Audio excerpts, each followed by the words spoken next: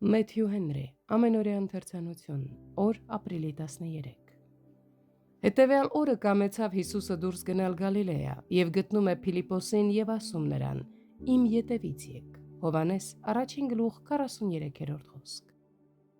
Տեր Հիսուսը սկսեց քարոզել Գալիլեայում Հովհաննեսի բանտարկությունից հետո,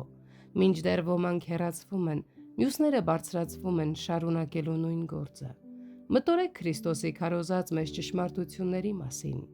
Ապաշխարությամբ մենք փառք ենք տալիս մեր Արարչին, ում ցավեցրել ենք։ Հավատքով մենք փառք ենք տալիս մեր Փրկչին, ով եկել է մեզ փրկելու մեր մեղքերից։ Քրիստոսը միավորեց այս երկու ճշմարտությունները և թող ոչ ոք չհամարձակվի դրանք բաժանել։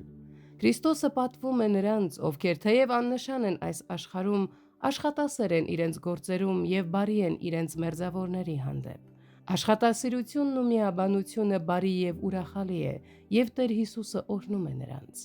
Նրանք, ում Քրիստոսը կանչում է, պետք է թողնեն ամեն ինչ իրեն հետևելու համար, և իր շնորհով նա մղում է նրանց այդ հոժարությանը։ Խնդիրը նրանում չէ, որ մենք պետք է անպայման լքենք աշխարհը, այլ որ մենք պետք է ազատ լինենք դրանից, որ մենք պետք է թողնենք այն ամենը, ինչը հակասում է Քրիստոսի հանդեպ մեր պարտականությանը և որը չի կարող պահպանվել առանց մեր հոգիներին վնաս հասցնելու։ Տեր Հիսուսը խստորեն պահում էր շաբաթը, նվիրվելով շաբաթի աշխատանքին և գերազանցելով դրանում։ Այդ պատճառով էլ սահմանվեց շաբաթի հանգիստը։ Քրիստոսի ուսմունքում շատ բան կա զարմանալի, և որքան շատ ենք լսում դրանք, այնքան ավելի շատ պատճառներ ենք գտնում հիանալու նրանով։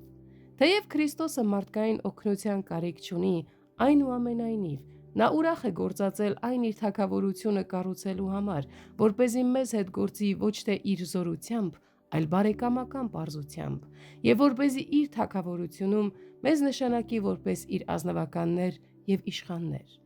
Քրիստոս պատվում է նրանց, ովքեր թեև աննշան են աշխարհում, աշխատասեր են իրենց գործերում և բարի են իրենց մերձավորների հանդեպ։ Նրանք հենց այն մարդիկ են, ովքեր կանչված են Քրիստոսի կողմից։